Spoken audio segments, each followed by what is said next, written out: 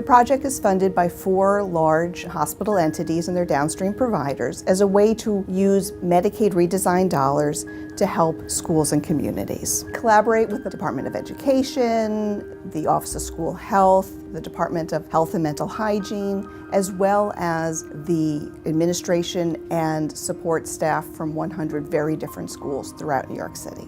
What makes this project unique and exciting is that unlike most of the funding for projects in schools, which really focuses on that top 5% or so of students with diagnosed or diagnosable mental health disorders, this project really wants to provide school staff with the ability to identify early those vulnerable populations before they get to the place of having a diagnosis and needing treatment. We have developed a model of coaching in schools. So we are focusing on the adults, knowing that the adults in the school are the ones who will have the most impact on the students. The beauty of having a coaching model is that we're able to bring our behavioral health expertise to the people on the front line who need it. As a social worker, I've previously worked in schools, focused more on individuals and doing clinical therapy and case management. One of the things that I really enjoy about this position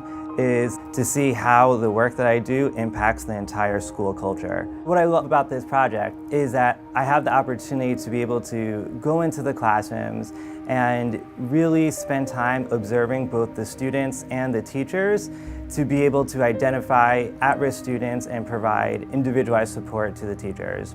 Getting into the schools, we moved into a process of working with school staff on a survey. That survey tells us what are the top 3 issues that the school is dealing with at that point. From that, we work to create a school plan that addresses those issues. Once that's done, our coaches go into the schools and we implement that plan. Towards the end of our stay there, we leave the school with a toolkit. As Gemma mentioned, with the toolkit, what we do stays with the school to ensure sustainability. Once the project ends, school staff and the families will be equipped with knowledge of how to identify and help their students and families. It's a collaboration, it's a partnership. We work together for the common goal of being supportive to the school staff. This is an amazing project because this really provides behavioral health awareness for school staff who are dealing with all types of different issues with children who come from various different types of backgrounds, and that we're able to come in and provide trainings, provide support, resources, linkages to help teachers work with their students and work together in a healthier way. One of the reasons that I like the 100 Schools Project so much is I used to be a teacher. I understand the needs that teachers have.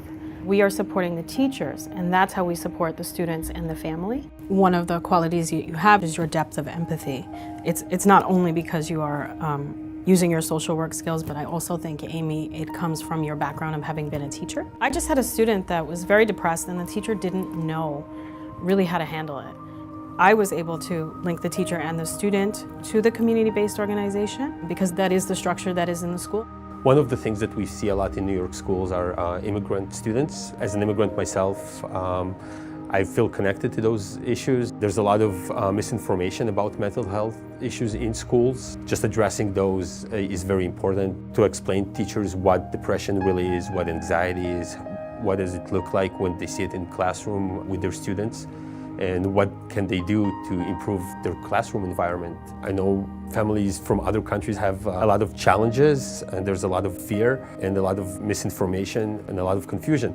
I feel was very, very helpful. I work closely with the New York Academy of Medicine on the evaluation part. We use a mixed methods approach, combining qualitative and quantitative data. Try to answer 4 questions, including what are the impacts of the 100 Schools Project, what is the school's response to the 100 Schools Project? What are the outcomes on individuals exposed to school services and activities? And in what ways have we promoted a positive behavioral health environment in these schools? We're partnering with Healthify. It's an online software that allows school staff and behavioral health coaches to search for thousands of behavioral health services. This helps us a lot with referrals and establishing linkages in the community and looking at resource gaps and how to better address that. One of the most rewarding things that behavioral health coaches do with this project is case conferencing with individual teachers to find different ways to address the student and talk to them to really kind of find out what else is going on. After that, I also assist them with Healthify, where we can find different organizations to refer the student. Case conferencing is giving them the ability and education to know where to go forward with it. I had a situation where a student had reported suicidal ideations. He was having these visual and auditory hallucinations, and he was thinking about self-harm.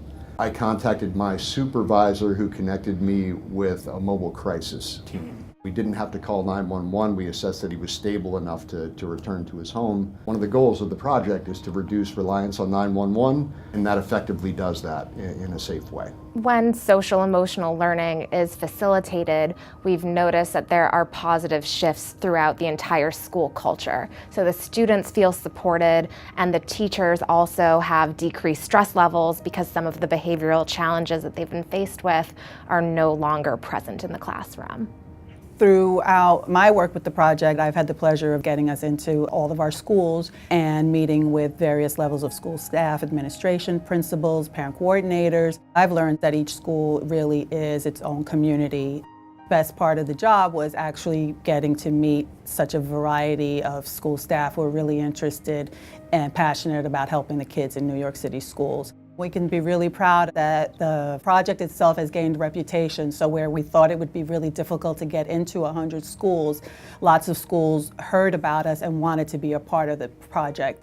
And we've checked in on schools, and we're really so pleased to hear some of the responses coming from principals, assistant principals, parent coordinators, that they love our staff and how members of our staff have become integrated into the school culture. That is just a wonderful thing to hear coming from this side and going into the school just to see how we're doing down the road. Very pleased with that, with the response.